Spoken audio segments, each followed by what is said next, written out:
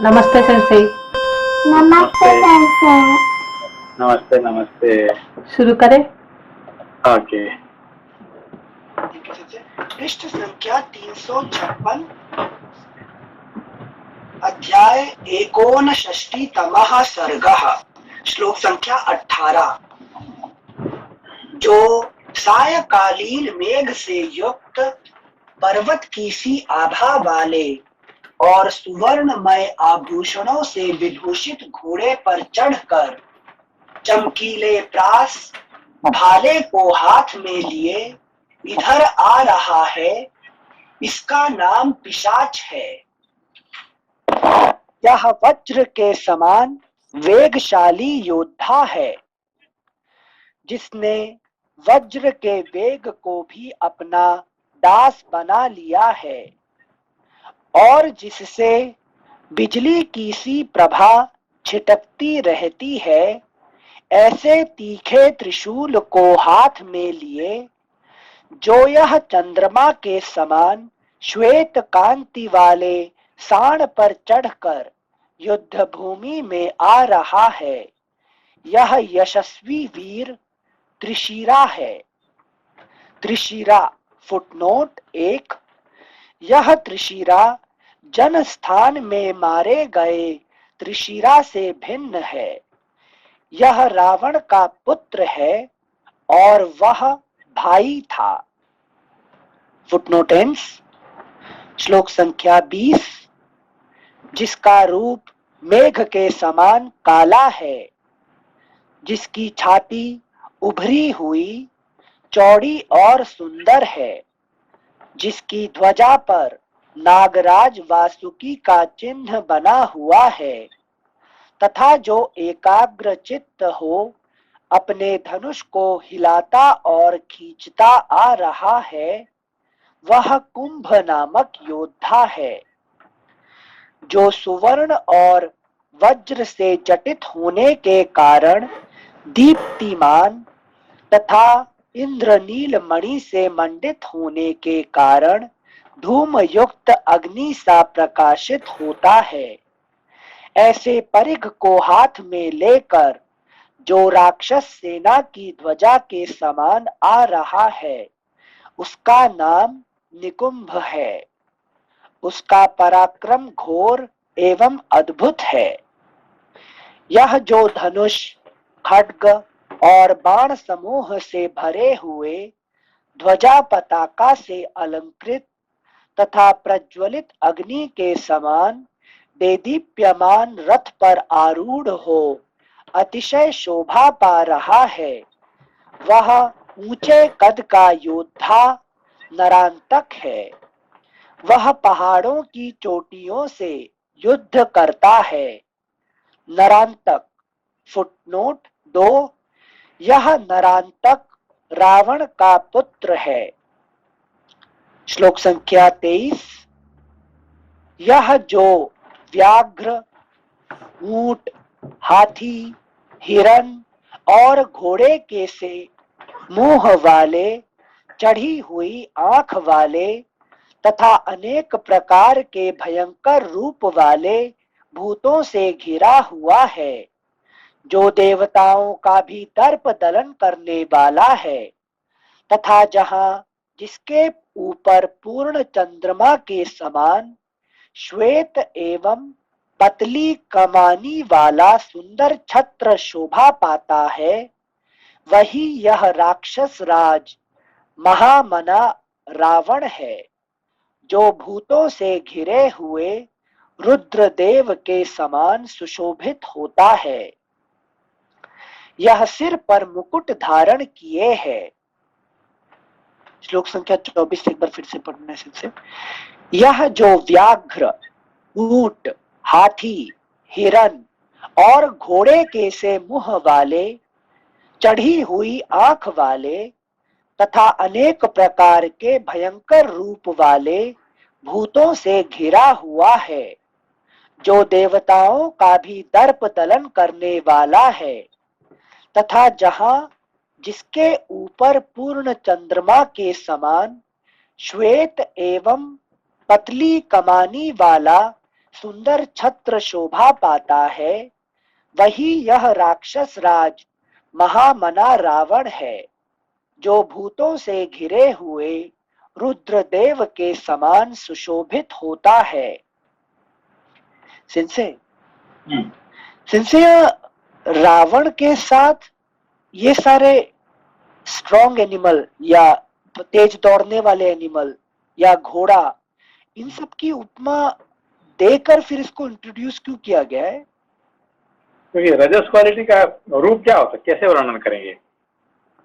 अच्छा अच्छा, क्वालिटी क्योंकि अभी अभी अभी देखिए इसमें क्या कहते हैं, पशुओं में सबसे जो देखिए सिंह है, लायन भी है और टाइगर भी है।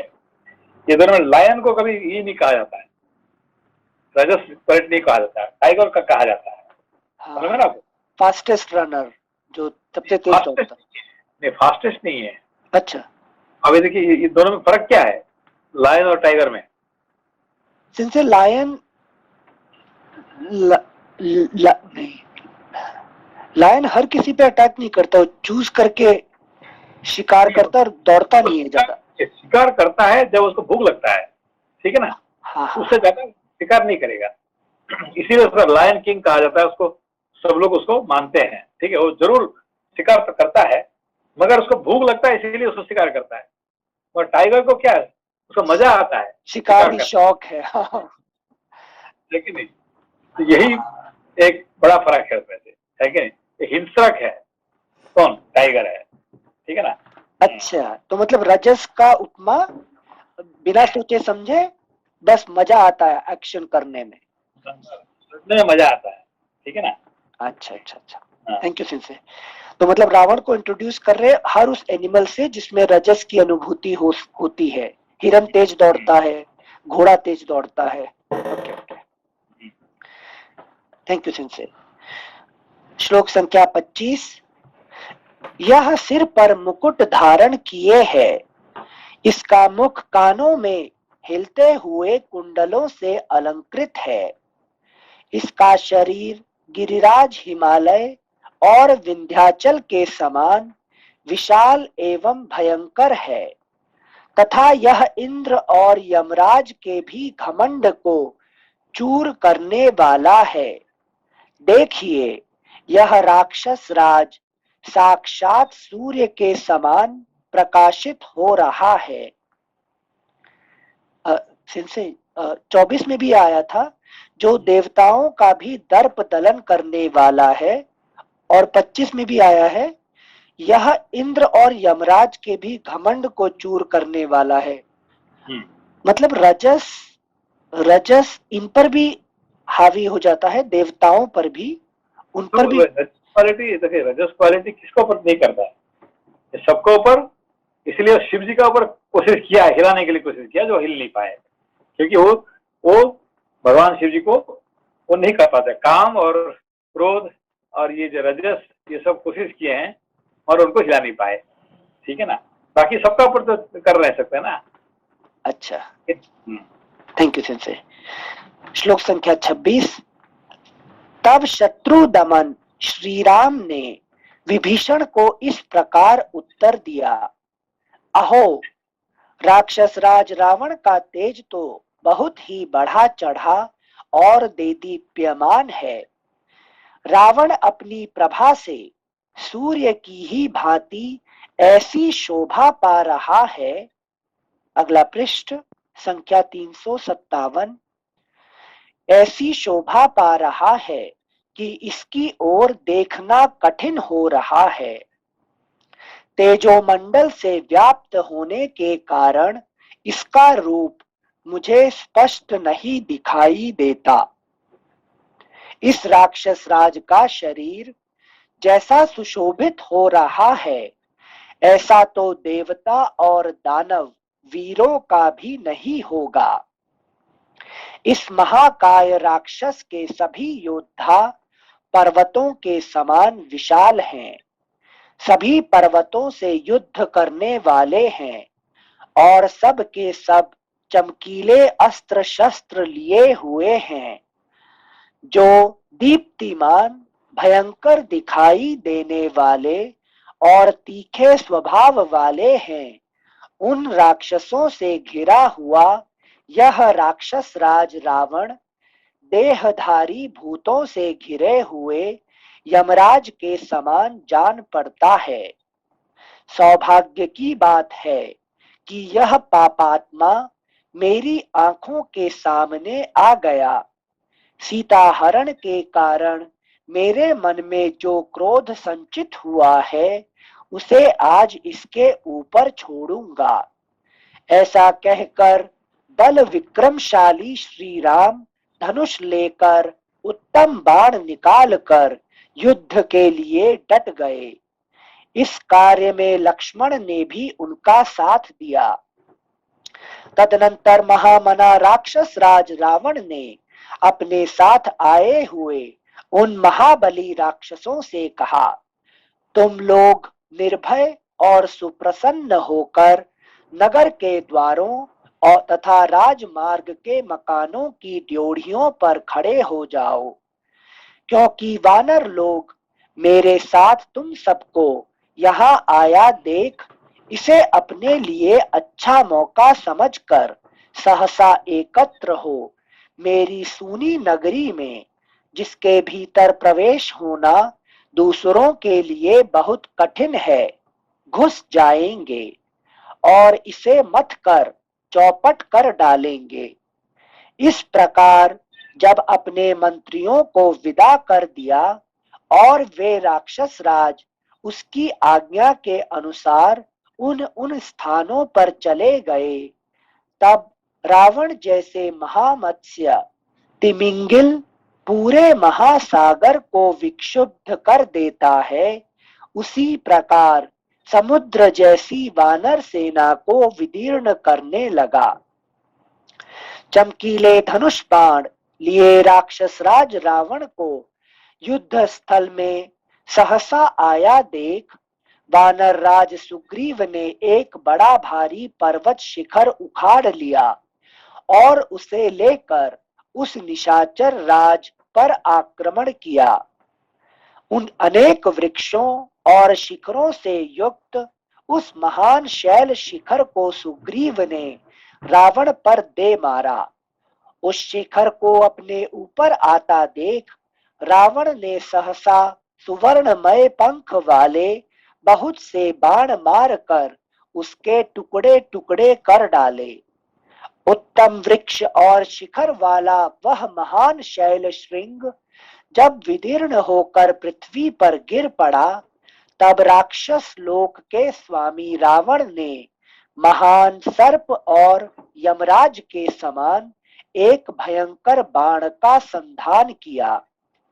उस बाण का वेग वायु के समान था, उससे चिंगारियां छूटती थीं और प्रज्वलित अग्नि के समान प्रकाश फैलता था।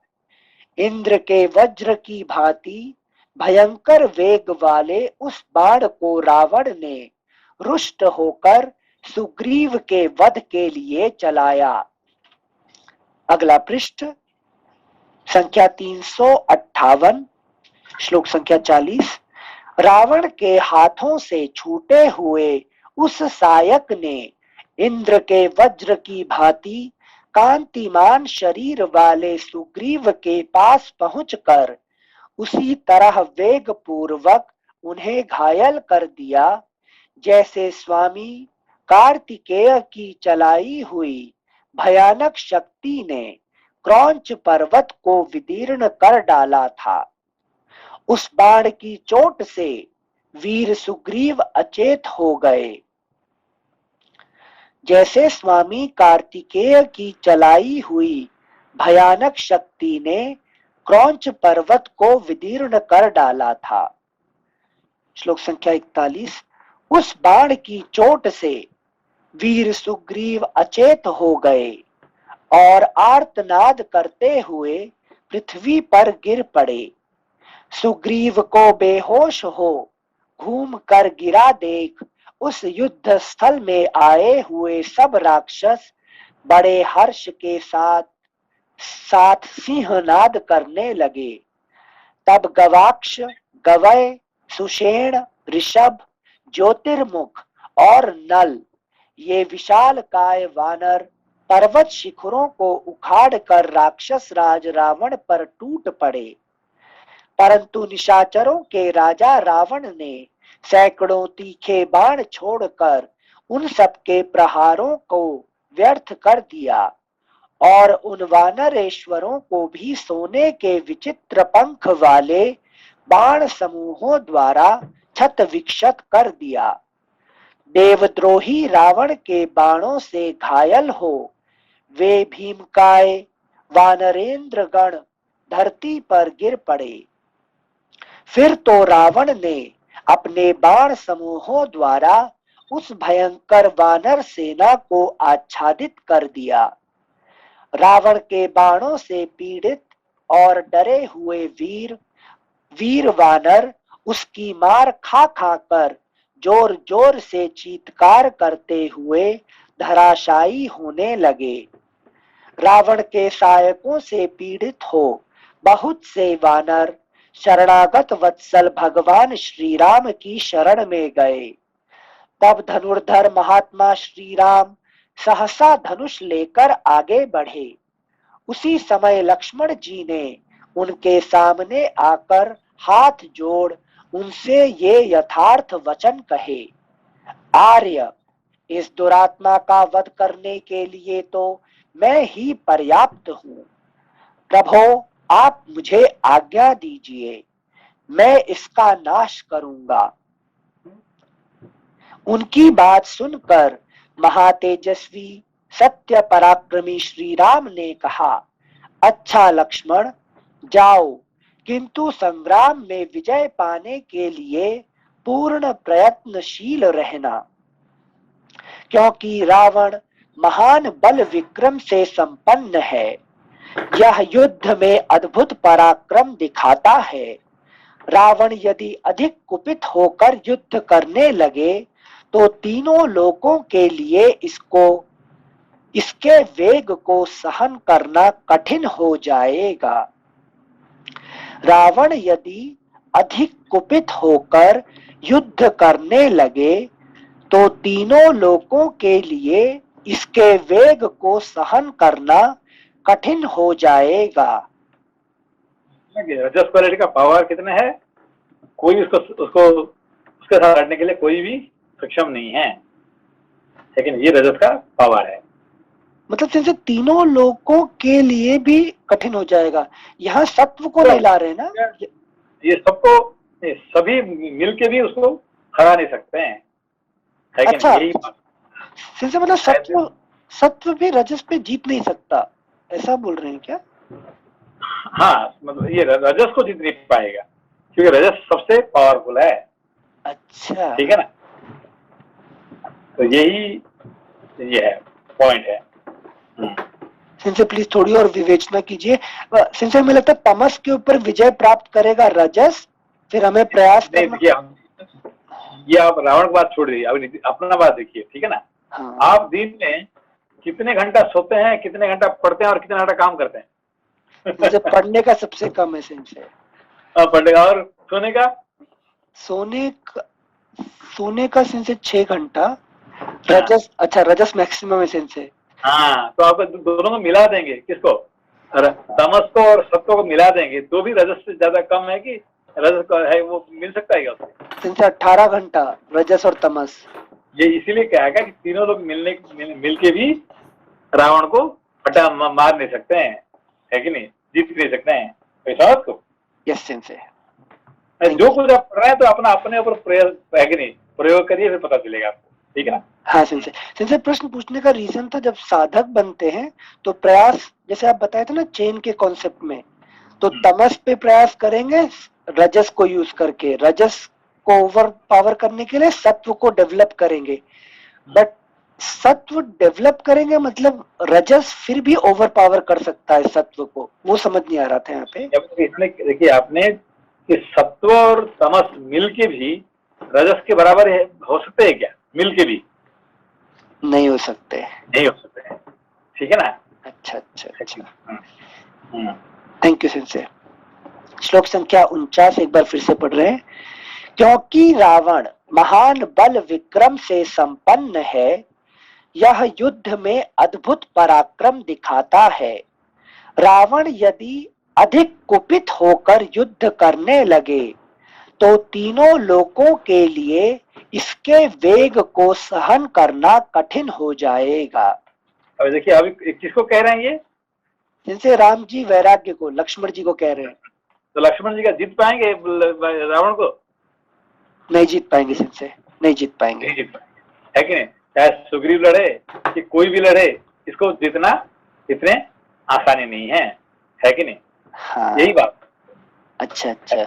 जब तक विभीषण सिर्फ राम जी को छोड़ के, नहीं तो उनका रूप हनुमान जी को छोड़ के और कोई किसी का पास पावर नहीं है, सब मिलके भी उससे कुछ उससे लड़ नहीं पाएंगे, सब मिलके भी। अच्छा अच्छा, थैंक यू सिंसे। सर एक, हाँ भैया। हाँ सर नमस्कार सर। सर राम जी को तो मालूम है कि क्या नाम ये नहीं जीत पाएंगे, तो फिर उनको आज्ञा क्यों दे रहे हैं लक्ष्मण जी को? हाँ, क्योंकि वो अपने को भाई देखिए, इसको नहीं देंगे तो खुद बोल रहे हैं ना कि मुझे चांस दीजिए, मुझे एक बार चांस दीजिए, ठीक है ना?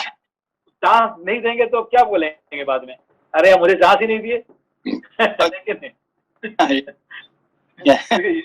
राम जी खुद जा रहे थे, अब उनको ये रुकवा दिया कौन? लक्ष्मण ने बोला कि नहीं यार आप थोड़ा मुझे चांस तो दीजिए, मैं उसको, आप क्यों जा रहे हैं, मैं लड़ लूंगा, है कि नहीं? तो राम जानते थे कि नहीं लड़ पाएगा, तो भी अब उसे चांस नहीं देंगे क्या कहेगा, अरे मुझे चांस ही नहीं दिए उन्होंने, है कि नहीं? तो उसके पहले सुग्रीव को चांस दे दिए, ठीक है ना? फिर उनको सबको दे दिए, तो सबने अब ये अंगद को भी चांस दे दिए, सबको दिए, जानते थे कोई भी हरा नहीं पाएगा, कोई नहीं कर सकता, है कि नहीं? जी sir, thank you sir, thank you भैया। सिंसे चांस देते रहे फिर भी अगले जन्म में वो बड़े भाई बनना चाहते थे। चांस देते रहे तो भी। मनीला जी पूछ रहे थे कुछ? नमस्ते सेंसे। नमस्ते।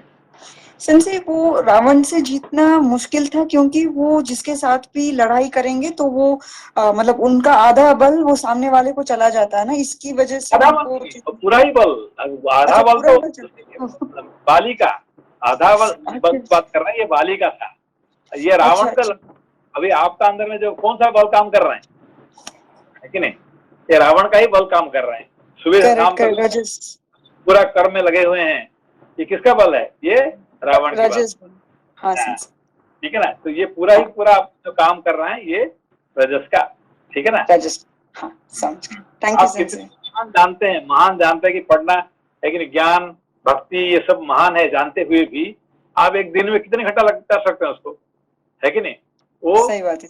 जितने घंटा हम काम करते हैं इतने घंटा हम पढ़ाई में नहीं कर पाते, सोने के भी इतने समय नहीं करते।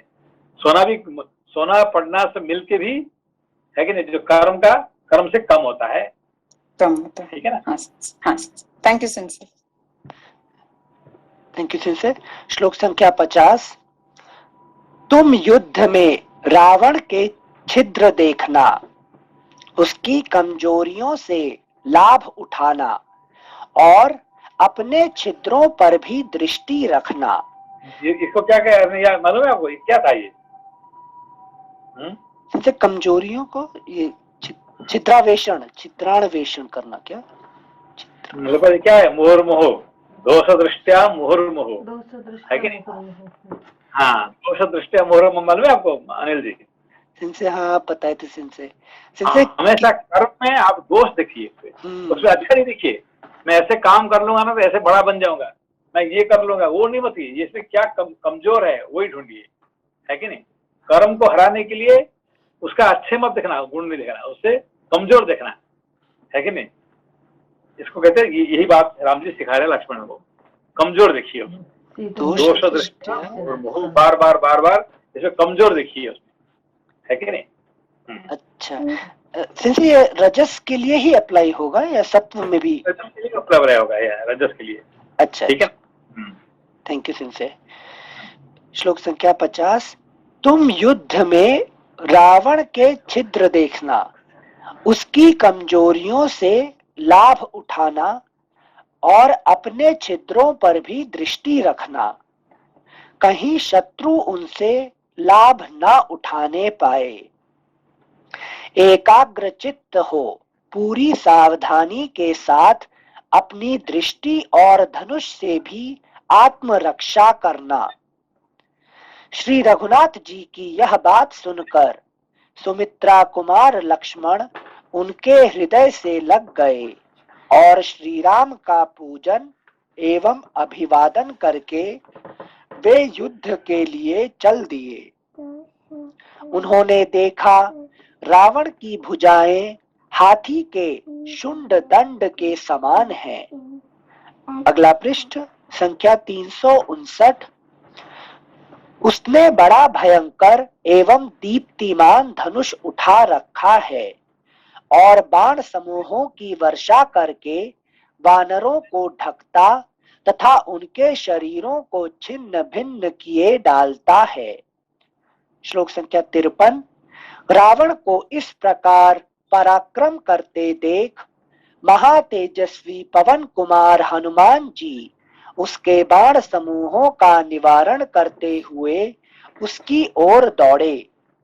उसके रथ के पास पहुंचकर अपना दायां हाथ उठा बुद्धिमान हनुमान ने रावण को भयभीत करते हुए कहा, निशाचर, तुमने देवता, दानव, गंधर्व, यक्ष और राक्षसों से न मारे जाने का वर प्राप्त कर लिया है, परंतु वानरों से तो तुम्हें भय है ही।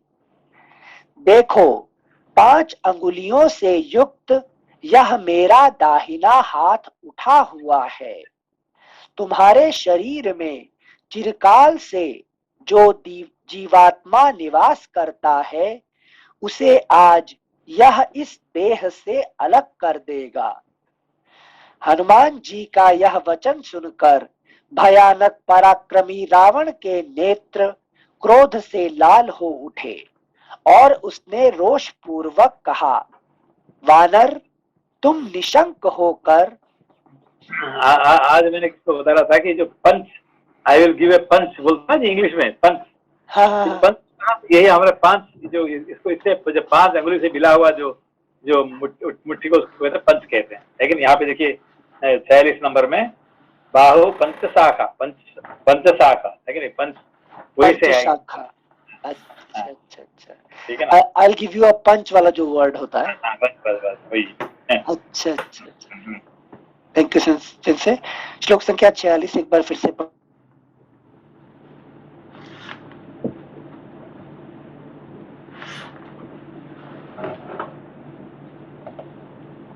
हेलो सेंसे, आपको सुनाई दे रहा है?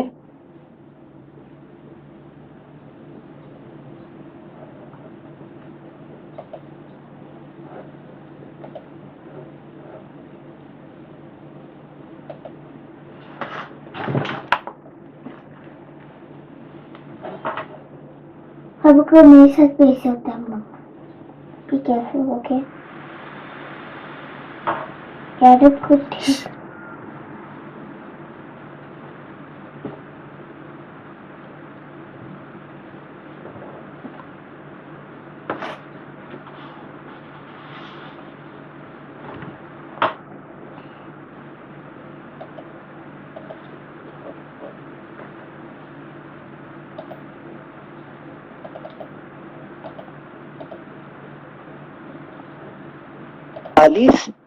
वानर, तुम निशंक होकर। रूपा जी आवाज आ रहा है ना? अच्छा, इससे रूपा जी रिकॉर्ड नहीं कर पाएंगे। नहीं, लास्ट 2 मिनट मैंने सुन नहीं पाया। 46 से सेंसे जब आई विल गिव यू ए पंच बोले थे, वहीं से पता नहीं क्या हुआ, कट गया पूरा, सुन नहीं पाया। अच्छा, 46 से एक बार फिर से पढ़ रहे रूपा जी। 46 नंबर, सॉरी 46 नहीं, 56 नंबर। देखो, 5 अंगुलियों से युक्त यह मेरा दाहिना हाथ उठा हुआ है। तुम्हारे शरीर में चिरकाल से जो जीवात्मा निवास करता है उसे आज यह इस देह से अलग कर देगा। हनुमान जी का यह वचन सुनकर भयानक पराक्रमी रावण के नेत्र क्रोध से लाल हो उठे और उसने रोष पूर्वक कहा, वानर, तुम निशंक होकर शीघ्र मेरे ऊपर प्रहार करो और सुस्थिर यश प्राप्त कर लो।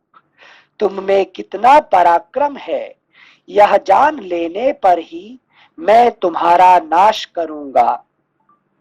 रावण की बात सुनकर पवन पुत्र हनुमान जी बोले, मैंने तो पहले ही तुम्हारे पुत्र अक्ष को मार डाला है, इस बात को याद तो करो।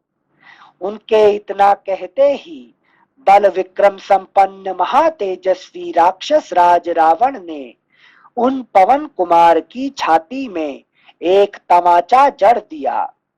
उस थप्पड़ की चोट से हनुमान जी बारंबार इधर उधर चक्कर काटने लगे, परंतु वे बड़े बुद्धिमान और तेजस्वी थे, अतः दो ही घड़ी में अपने को सुस्थिर करके खड़े हो गए।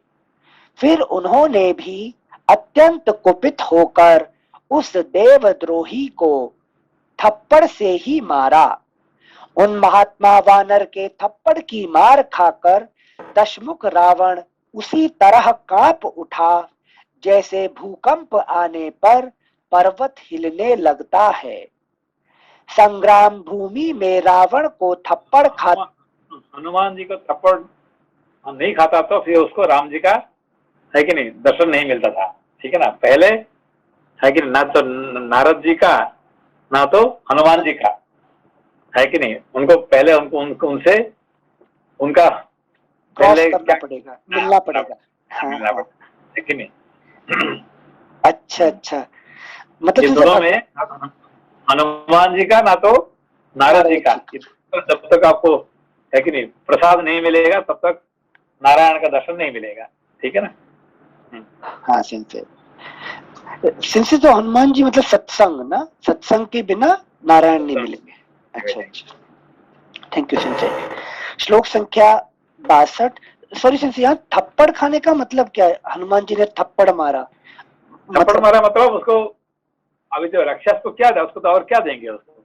अच्छा, तो प्रसाद देना उसको थप्पड़ ही उसके लिए प्रसाद होता है, ठीक है ना। मतलब आध्यात्मिक लेवल पे, जैसे मैं रजस में ही पूरी तरह रावण बना हुआ हूँ सुबह से शाम तक, तो यहाँ थप्पड़ मतलब कुछ जैसे भगवान शिव जी क्या करते हैं, अच्छा त्रिशूल उठाते हैं। हाँ, त्रिशूल चढ़ाने से ही मनुष्य ठीक रास्ता पे आ जाता है, बिना त्रिशूल से कोई रास्ता में नहीं आता है, ठीक है ना। ना तो बीमारी आ गया, ना तो कोई सुनामी आ गया है, ना बाढ़ आ गया, ना घर जल गया है, ना कुछ ऐसा कुछ नहीं होने से मनुष्य रास्ता में नहीं आता। इसको थप्पड़ कहते हैं, ठीक है ना। Thank you sensei. श्लोक संख्या 62।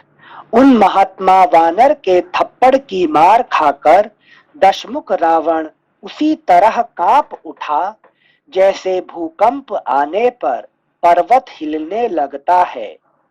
संग्राम हम लोग कब से पढ़ना शुरू किया इतने जोरदार से?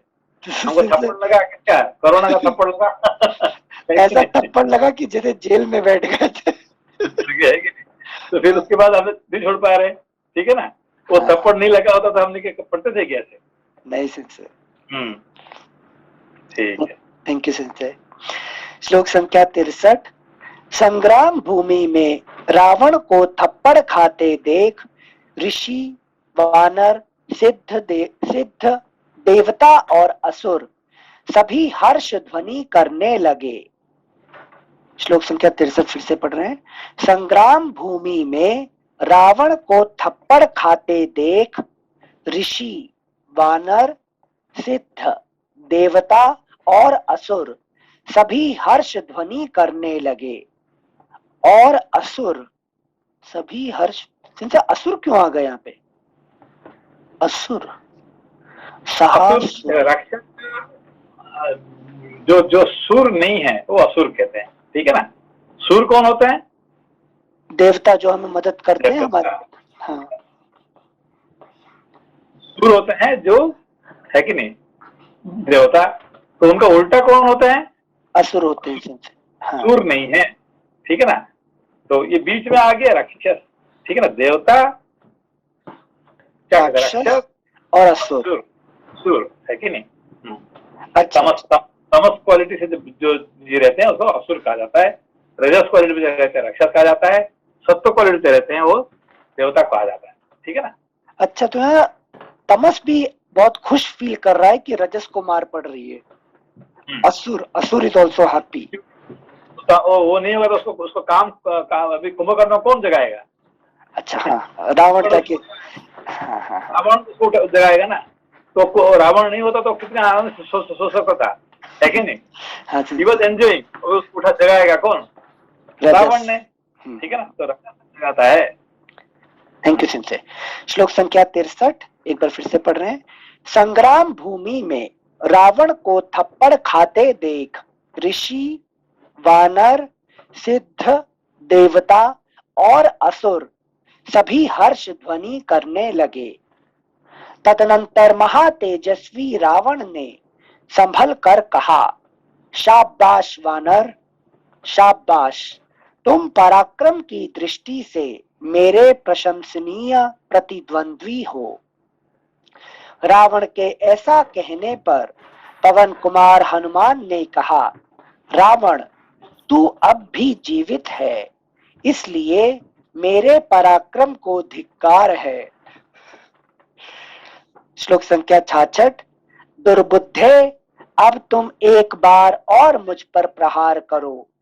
बढ़ बढ़कर बातें क्यों बना रहे हो?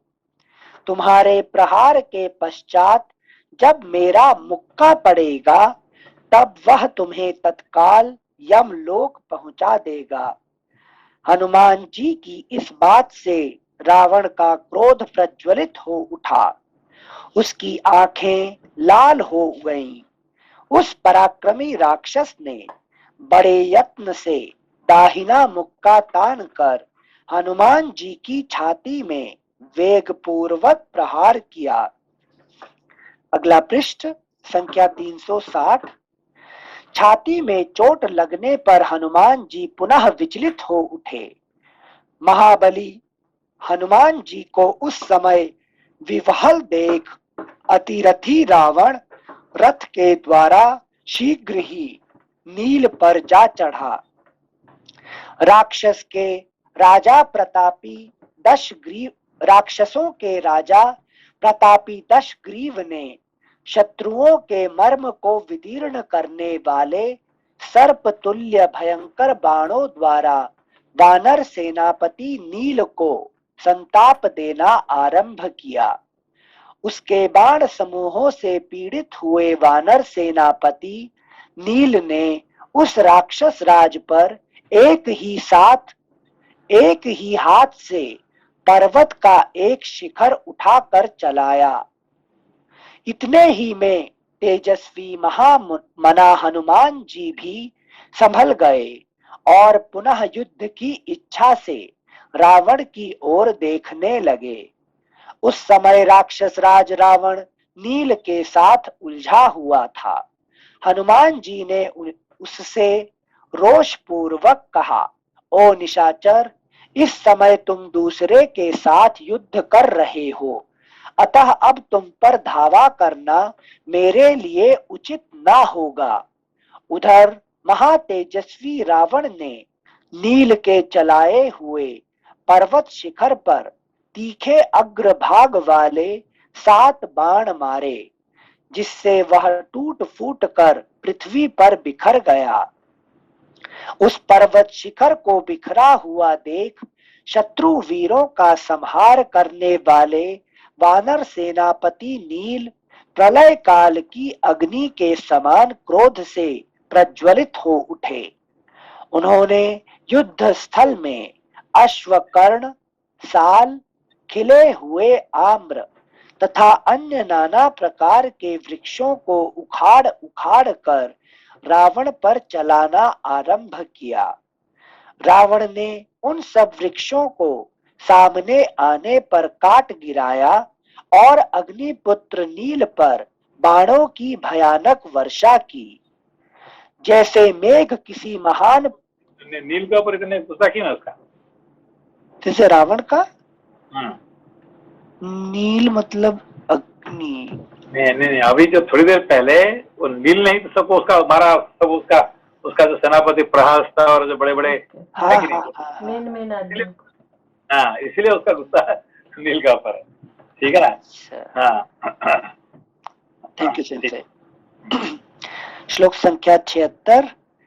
उस पर्वत शिखर को बिखरा हुआ देख शत्रु वीरों का संहार करने वाले वानर सेनापति नील प्रलय काल की अग्नि के समान क्रोध से प्रज्वलित हो उठे। श्लोक संख्या 77। उन्होंने युद्ध स्थल में अश्वकर्ण, साल, खिले हुए आम्र तथा अन्य नाना प्रकार के वृक्षों को उखाड़ उखाड़ कर रावण पर चलाना आरंभ किया। रावण ने उन सब वृक्षों को सामने आने पर काट गिराया और अग्निपुत्र नील पर बाणों की भयानक वर्षा की। जैसे मेघ किसी महान पर्वत पर जल की वर्षा करता है, उसी तरह रावण ने जब नील पर बाण समूहों की वर्षा की, तब वे छोटा सा रूप बनाकर रावण की ध्वजा के शिखर पर चढ़ गए। अपनी ध्वजा के ऊपर बैठे हुए अग्निपुत्र नील को देखकर रावण क्रोध से जल उठा और उधर नील जोर जोर से गर्जना करने लगे। नील को कभी रावण की ध्वजा पर, कभी धनुष पर और कभी मुकुट पर बैठा देख श्री राम, लक्ष्मण और हनुमान जी को भी बड़ा विस्मय हुआ।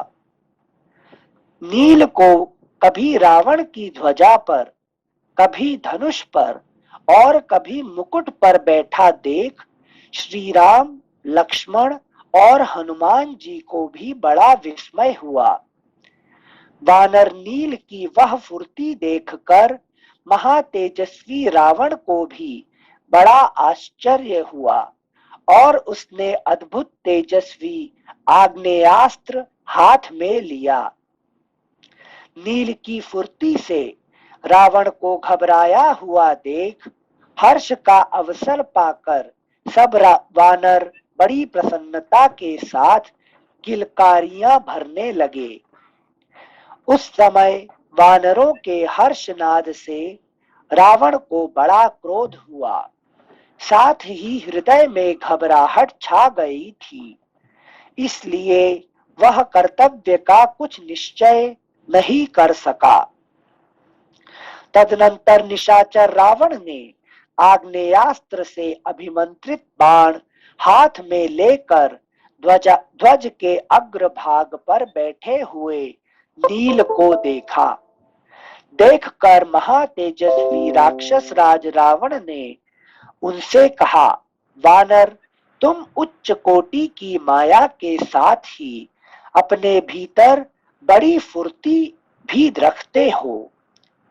अगला पृष्ठ संख्या 361, श्लोक संख्या 88। वानर, यदि शक्तिशाली हो तो मेरे बाण से अपने जीवन की रक्षा करो। यद्यपि तुम अपने पराक्रम के योग्य ही भिन्न भिन्न प्रकार के कर्म कर रहे हो, तथापि मेरा छोड़ा हुआ दिव्यास्त्र प्रेरित बाण जीवन रक्षा की चेष्टा करने पर भी तुम्हें प्राणहीन कर देगा। ऐसा कहकर महाबाहु राक्षस राज रावण ने आग्नेयास्त्र युक्त बाण का संधान करके उसके द्वारा सेनापति नील को मारा। उसके धनुष से छूटे हुए उस बाण ने नील की छाती पर गहरी चोट की। वे उसकी आंच से जलते हुए सहसा पृथ्वी पर गिर पड़े। यद्यपि नील ने पृथ्वी पर घुटने टेक दिए, तथापि पिता अग्निदेव के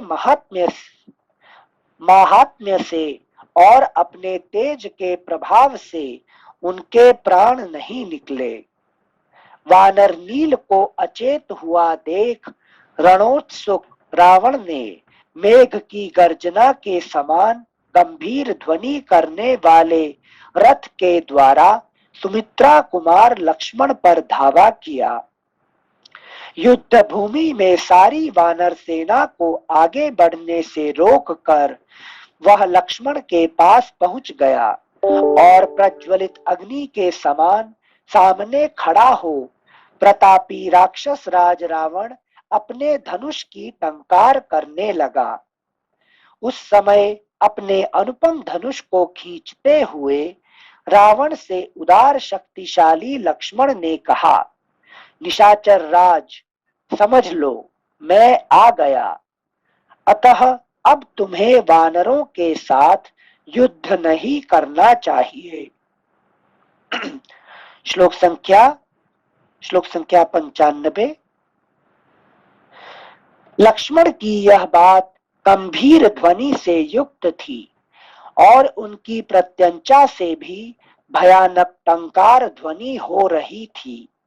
उसे सुनकर युद्ध के लिए उपस्थित हुए सुमित्रा कुमार के निकट जा राक्षसों के राजा रावण ने रोषपूर्वक कहा, रघुवंशी राजकुमार, सौभाग्य की बात है कि तुम मेरी आंखों के सामने आ गए। तुम्हारा शीघ्र ही अंत होने वाला है, इसीलिए तुम्हारी बुद्धि विपरीत हो गई है। अब तुम मेरे बाण समूहों से पीड़ित हो इसी क्षण यमलोक की यात्रा करोगे। सुमित्रा कुमार लक्ष्मण को उसकी बात सुनकर कोई विस्मय नहीं हुआ। उसके दांत बड़े ही तीखे और उत्कट थे और वह जोर जोर से गर्जना कर रहा था। उस समय सुमित्रा कुमार ने उससे कहा, राजन, महान प्रभावशाली पुरुष तुम्हारी तरह केवल गर्जना नहीं करते हैं, कुछ पराक्रम करके दिखाते हैं। पापाचारियों में अग्रगण्य रावण, तुम तो झूठे ही डींग हाँकते हो। राक्षस राज, तुमने सूने घर से जो चोरी चोरी एक असहाय नारी का अपहरण किया, इसी से मैं तुम्हारे बल, वीर्य, प्रताप और पराक्रम को अच्छी तरह जानता हूँ। इसीलिए हाथ में धनुष बाण लेकर सामने खड़ा हूँ। आओ युद्ध करें, व्यर्थ बातें बनाने से क्या होगा। उनके ऐसा कहने पर कुपित हुए राक्षस राज ने उन पर सुंदर पंख वाले 7 बाण छोड़े, परंतु लक्ष्मण ने सोने के बने हुए विचित्र पंखों से सुशोभित और तेज धार वाले बाणों से उन सबको काट डाला। अगला पृष्ठ संख्या 362। जैसे बड़े बड़े सर्पों के शरीर के टुकड़े टुकड़े कर दिए जाएं, उसी प्रकार अपने समस्त बाणों को सहसा खंडित हुआ देख लंकापति रावण क्रोध के वशीभूत हो गया और उसने दूसरे तीखे बाण छोड़े, परंतु श्री राम के छोटे भाई लक्ष्मण इससे विचलित नहीं हुए। उन्होंने अपने धनुष से बाणों की भयंकर वर्षा की और छुर, अर्धचंद्र, उत्तम करणी तथा भल्ल जाति के बाणों द्वारा रावण के छोड़े हुए उन सब बाणों को काट डाला। उन सभी बाण समूहों को निष्फल हुआ देख राक्षस राज रावण लक्ष्मण की फुर्ती से आश्चर्यचकित रह गया और उन पर पुनः तीखे बाण छोड़ने लगा। देवराज इंद्र के समान पराक्रमी लक्ष्मण ने भी रावण के वध के लिए वज्र के समान भयानक वेग और तीखी धार वाले पहने बाणों को, जो अग्नि के समान प्रकाशित हो रहे थे, धनुष पर रखा, परंतु राक्षस राज ने उन सभी तीखे बाणों को काट डाला और ब्रह्मा जी के दिए हुए कालाग्नि के समान तेजस्वी बाणों से लक्ष्मण जी के ललाट पर चोट की। रावण के उस बाण से पीड़ित हो लक्ष्मण जी विचलित हो उठे। उन्होंने हाथ में जो धनुष ले रखा था उसकी मुट्ठी ढीली पड़ गई। फिर उन्होंने बड़े कष्ट से होश संभाला और देवद्रोही रावण के धनुष को काट दिया। धनुष कट जाने पर रावण को लक्ष्मण ने 3 बाण मारे जो बहुत ही तीखे थे। उन बाणों से पीड़ित हो राजा रावण व्याकुल हो गया और बड़ी कठिनाई से वह फिर सचेत हो सका। जब धनुष कट गया और बाणों की गहरी चोट खानी पड़ी तब रावण का सारा शरीर मेदे और रक्त से भीग गया। उस अवस्था में उस भयंकर शक्तिशाली देवद्रोही राक्षस ने युद्ध स्थल में ब्रह्मा जी की दी हुई शक्ति उठा ली। वह शक्ति धूम युक्त अग्नि के समान दिखाई देती थी और युद्ध में वानरों को भयभीत करने वाली थी। राक्षस राज के स्वामी रावण ने वह जलती हुई शक्ति बड़े वेग से सुमित्रा कुमार पर चलाई। अपनी ओर आती हुई उस शक्ति पर लक्ष्मण ने अग्नितुल्य तेजस्वी बहुत से बाणों तथा अस्त्रों का प्रहार किया। तथापि वह शक्ति दशरथ कुमार लक्ष्मण के विशाल वक्ष स्थल में घुस गई। रघुकुल के प्रधान वीर लक्ष्मण यद्यपि बड़े शक्तिशाली थे तथापि उस शक्ति से आहत हो पृथ्वी पर गिर पड़े और जलने से लगे। उन्हें विवहल हुआ देख राजा रावण सहसा उनके पास जा पहुंचा और उनको वेग पूर्वक अपनी दोनों भुजाओं में उठाने लगा। अगला पृष्ठ संख्या 363। जिस रावण में देवताओं सहित हिमालय, मंदराचल, मेरुगिरी अथवा तीनों लोकों को भुजाओं द्वारा उठा लेने की शक्ति थी वही भरत के छोटे भाई लक्ष्मण को उठाने में समर्थ न हो सका। ये समझ में आई ये बात? सिंसे भरत के छोटे भाई वो तो शेषनाग है ना, स्वयं पृथ्वी को उठाए हुए हैं। हाँ। तो जो उनको सारे विश्व को जो उठाता है उसको ये रजस पर उठाएगा, है कि नहीं? यहाँ पे ये बात है कि नहीं? तो ये सारे सबको उठा सकता है कौन? रजस क्वालिटी। हाँ। रजस क्वालिटी कैसे उठाता है कि नहीं? कर्म में प्रवृत्त कर। हाँ, आप हम लोग सब रात को सोते हैं और सुबह अचानक उठ जाते हैं। क्यों? अरे मुझे ये करना है कि नहीं? आप तो इतने ठंड है, इतने ठंड का दिन में क्या उठेगा? जो सो जाते हैं। नहीं, मुझे वापिस जाना पड़ेगा, मुझे ये करना पड़ेगा, वो करना पड़ेगा। कर्म हमको उठा देता है, जगा देता है, ठीक है ना? हाँ। तो वो कर्म भी सिंसे शेषनाग जी को नहीं उठाने में समर्थ है। उठा सकता है क्योंकि जो वैराग्य भरपूर है उनको कर्म कैसे उठाएगा? हाँ, ठीक है। थैंक यू सिंसे। श्लोक संख्या 111 फिर से पढ़ रहे एक बार। जिस रावण में देवताओं सहित हिमालय, मंदराचल, मेरुगिरी अथवा तीनों लोकों को भुजाओं द्वारा उठा लेने की शक्ति थी वही भरत के छोटे भाई लक्ष्मण को उठाने में समर्थ ना हो सका। ब्रह्मा की शक्ति से छाती में चोट एक मिनट अनिल जी। हाँ भैया। अनिल जी यहाँ पे सॉरी सिंसे यहाँ पे 2 जगह पे भरतानुजा ही यूज हुआ है, तो हर जगह रामानुज कहते हैं लक्ष्मण जी को। हाँ, कुछ विशेष है क्या सिंसे? हाँ, क्योंकि भरत का कर्म क्या है? भरत क्या करते हैं? सिंसे वो धर्म का पालन करते हैं। हाँ, जो जहाँ धर्म होता है वहां पे कर्म करते हैं, है कि नहीं? धर्म नहीं होता है तो कर्म नहीं करते हैं। उनका कर्म धर्म के ऊपर निर्भर करता है, ठीक है ना? ये भरत की स्पेशलिटी है। तो अभी लक्ष्मण भी क्या करते हैं, उनका छोटा भाई है कि नहीं, वो भी धर्म के लिए ही कर्म करते हैं। ये दोनों का ये स्पेशलिटी है, श्री भरत और लक्ष्मण, है कि नहीं? हाँ जी सर,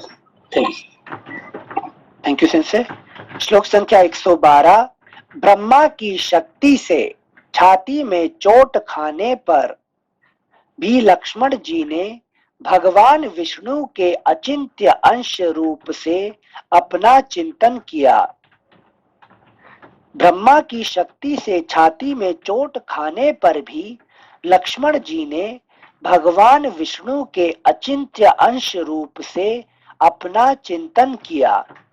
अतः देव शत्रु रावण दानवों का दर्प चूर्ण करने वाले लक्ष्मण को अपनी दोनों भुजाओं में दबाकर हिलाने में भी समर्थ ना हो सका।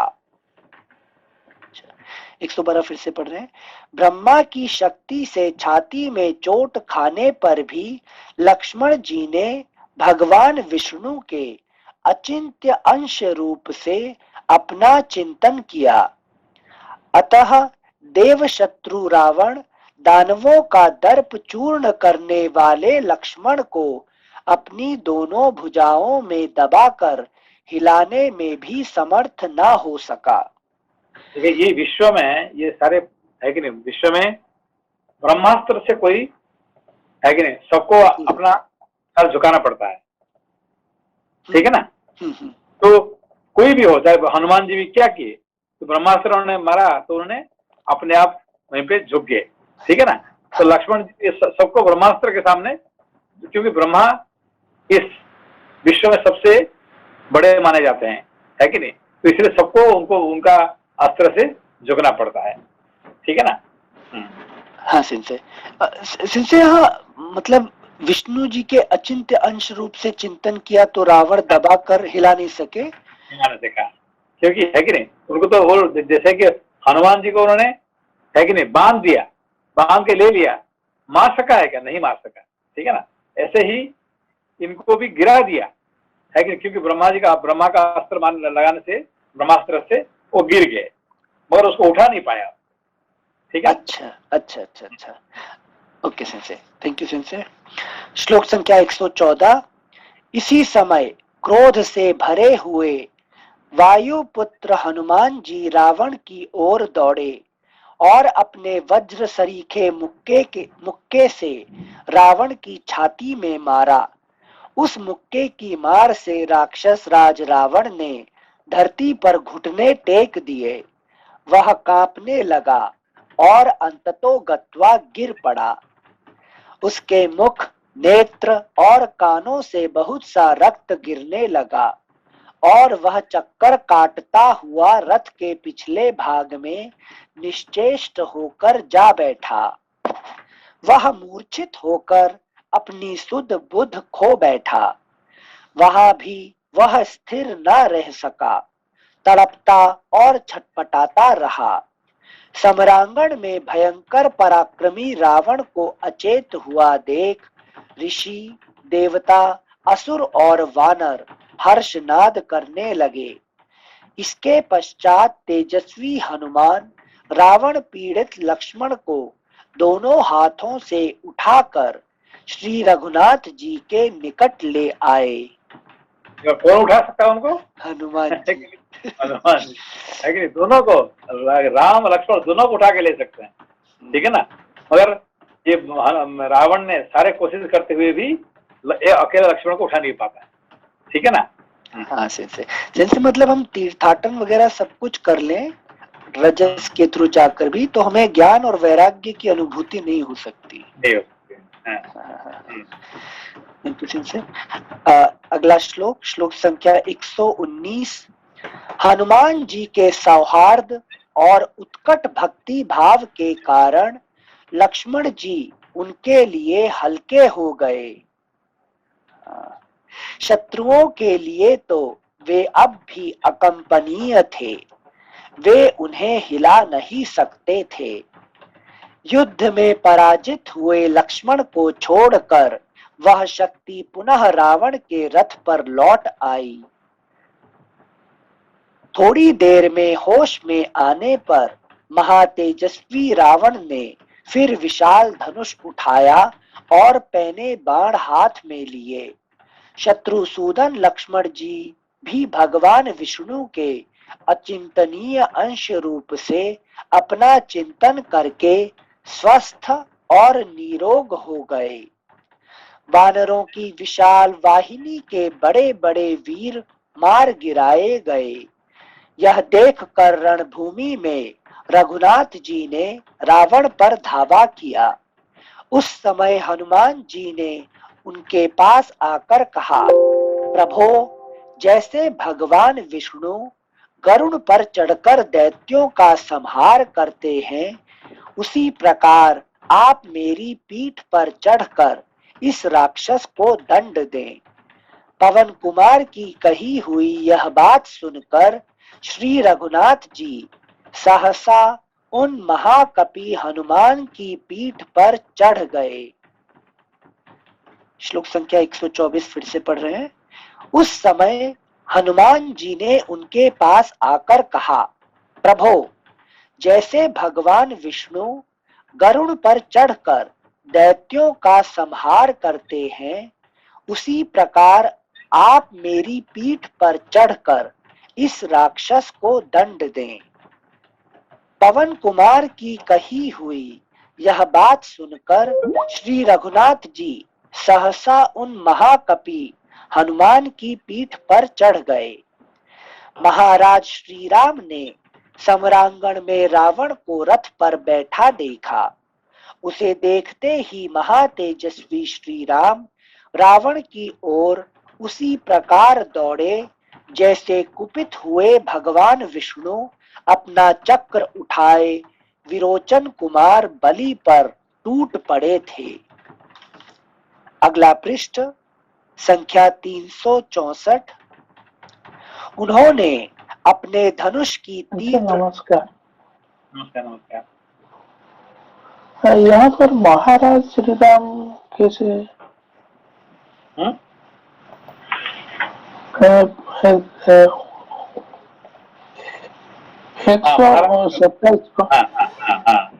महाराज राम जी को महाराज जी कहा जाता ना, क्या कहेंगे फिर, है कि नहीं?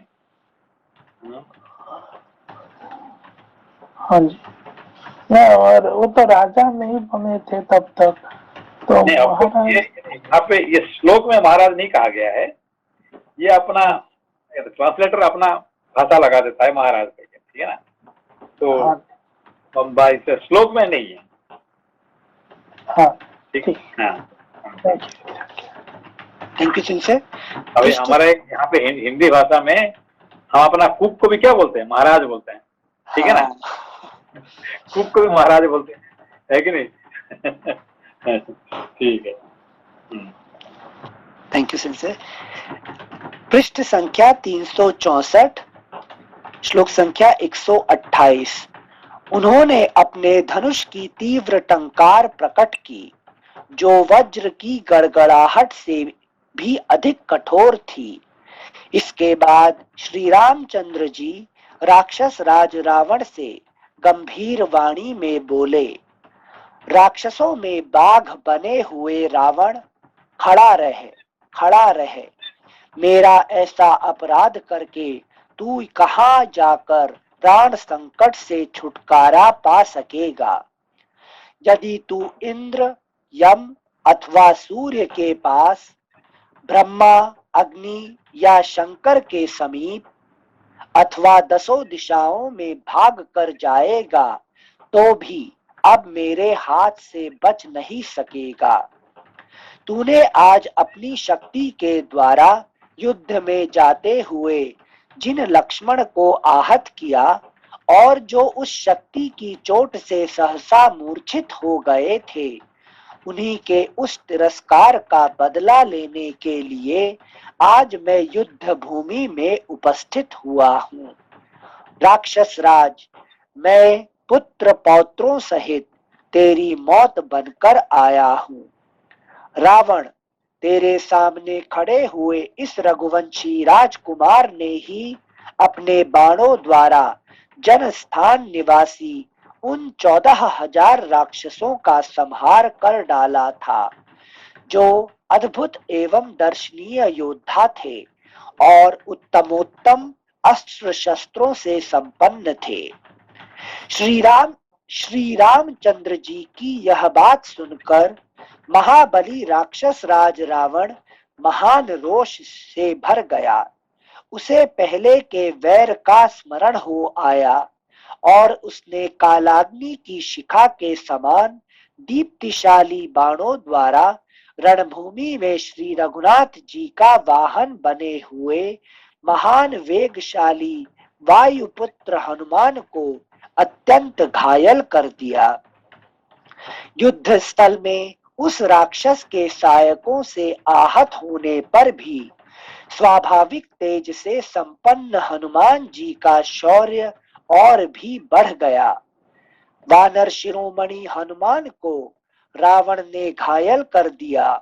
यह देखकर महातेजस्वी श्री राम क्रोध के वशीभूत हो गए। फिर तो उन भगवान श्री राम ने आक्रमण करके पहिए, घोड़े, ध्वजा, छत्र, पताका, सारथी, अशनी, शूल और खड्ग सहित उसके रथ को अपने पैने बाणों से तिल तिल करके काट डाला। जैसे भगवान इंद्र ने वज्र के द्वारा मेरु पर्वत पर आघात किया हो, उसी प्रकार प्रभु श्री रामचंद्र जी ने वज्र और अशनी के समान तेजस्वी बाण से इंद्र शत्रु रावण की विशाल एवं सुंदर छाती में वेग पूर्वक आघात किया। जो राजा रावण वज्र और अशनी के आघात से कभी क्षुब्ध एवं विचलित नहीं हुआ था, वही वीर उस समय श्री रामचंद्र जी के बाणों से घायल हो अत्यंत आर्त एवं कंपित हो उठा और उसके हाथ से धनुष छूट कर गिर पड़ा। रावण को व्याकुल हुआ देख महात्मा श्री रामचंद्र जी ने एक चमचमाता हुआ अर्धचंद्राकार बाण हाथ में लिया और उसके द्वारा राक्षस राज का सूर्य के समान देदीप्यमान मुकुट सहसा काट डाला। अगला पृष्ठ संख्या 365। उस समय धनुष न होने से रावण विषहीन सर्प के समान अपना प्रभाव खो बैठा था। सायंकाल में जिसकी प्रभा शांत हो गई हो, उस सूर्य देव के समान निस्तेज हो गया था तथा मुकुटों का समूह कट जाने से श्रीहीन दिखाई देता था। उस अवस्था में श्री राम ने युद्ध भूमि में राक्षस राज से कहा, रावण, तुमने आज बड़ा भयंकर कर्म किया है। मेरी सेना के प्रधान प्रधान वीरों को मार डाला है। इतने पर भी थका हुआ समझकर मैं बाणों द्वारा तुझे मौत के अधीन नहीं कर रहा हूँ। निशाचर राज, मैं जानता हूँ तू युद्ध से पीड़ित है, इसलिए आज्ञा देता हूँ, जा लंका में प्रवेश करके कुछ देर विश्राम कर ले, फिर रथ और धनुष के साथ निकलना। उस समय रथारूढ़ हो रहकर तू फिर मेरा बल देखना। भगवान श्री राम के ऐसा कहने पर राजा रावण सहसा लंका में घुस गया। उसका हर्ष और अभिमान मिट्टी में मिल चुका था। धनुष काट दिया गया था। घोड़े तथा सारथी मार डाले गए थे। महान किरीट खंडित हो चुका था और वह स्वयं भी बाणों से बहुत पीड़ित था। देवताओं और दानवों के शत्रु महाबली निशाचर राज रावण के लंका में चले जाने पर लक्ष्मण सहित श्री राम ने उस महायुद्ध के मुहाने पर वानरों के शरीर से बाण निकाले। देवराज इंद्र का शत्रु रावण जब युद्ध स्थल से भाग गया, तब उसके पराभव का विचार करके देवता, असुर, भूत, दिशाएं, समुद्र, ऋषिगण, बड़े बड़े नाग तथा भूचर और जलचर प्राणी भी बहुत प्रसन्न हुए। इस प्रकार श्री वाल्मीकि निर्मित आर्ष रामायण आदि काव्य के युद्ध कांड में 59वां सर्ग पूरा हुआ। ठीक है। जैसे नमस्कार। परा भाव का मतलब क्या है? क्या? परा भाव का विचार करके कॉन्सिक्वेंस। अच्छा, थैंक यू सर। ठीक, ओके। थैंक यू सेंसे, प्रणाम सेंसे। थैंक यू सेंसे, प्रणाम। नमस्ते सेंसे। नमस्ते।